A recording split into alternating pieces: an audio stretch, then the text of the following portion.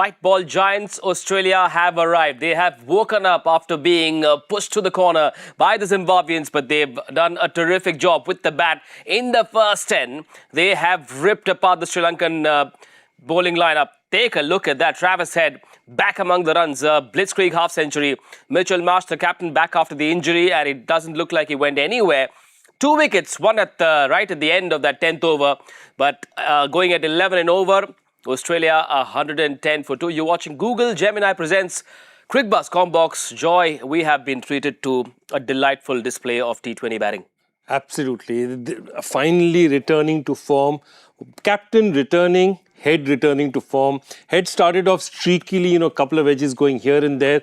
But once he settled in, he was absolutely fantastic. And on the other side, if you look at the way Mitch Marsh batted, that 20-run over that he took off Thikshana, he was just imperious on the offside. And once his offside opens up, that means the entire field opens up for them with the way he plays. This is the Australia. And they clearly, what we were talking about before the match, they've come in with intent. I envy lots of Aussie fans who are at the Pallikele watching their team do what they're doing. You could be watching the World Cup as well, and here's what you need to do. Just take a selfie and then create your own fan look on Google Gemini. Then tag Google India and submit your entry to stand a chance to go and watch the World Cup. This T20 World Cup, which has now come alive thanks to smaller teams doing well and the other big teams now waking up as well. Having seen what Travis Head has done, it doesn't matter who the bowler is. It doesn't matter what the pitch is, the kind of zone he was in. Joy, it looked like he would have murdered anyone. Absolutely. And again, Travis Head is like a lightning conductor for the team. Once he does well, the rest of the team sort of seems to flourish as well.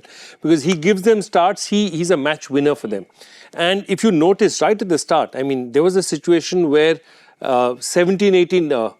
Mitch Marsh was batting on 17-18 of 13-odd balls and Travis Head was on 38-39. So he did the early running up front, took the risks up front, and that actually changes the game for them.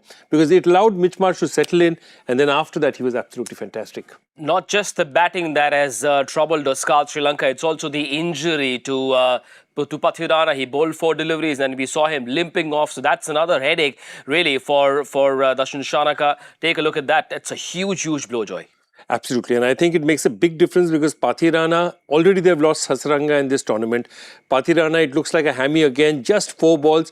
The most important part of it is that normally Pathirana and Thikshana are the 2 bowlers that they depend on to finish for them. And this means that they'll be in real trouble towards the end of the innings. Unfortunately, we still haven't heard from the Sri Lankan dressing room what exactly the problem is. But to be honest with you, when he was walking off the pitch, it didn't look too good. Were you surprised with the kind of line that the spinners bowled? Was it the fear of Head and Marsh? Yeah, I think Head and Marsh and the way Marsh was batting, they just didn't want to give anything in his arc. So they went wider and wider. And I think while it works to a certain extent, it is a negative tactic and it just allows them. Marsh has that, he has that reach to be able to reach those balls as well.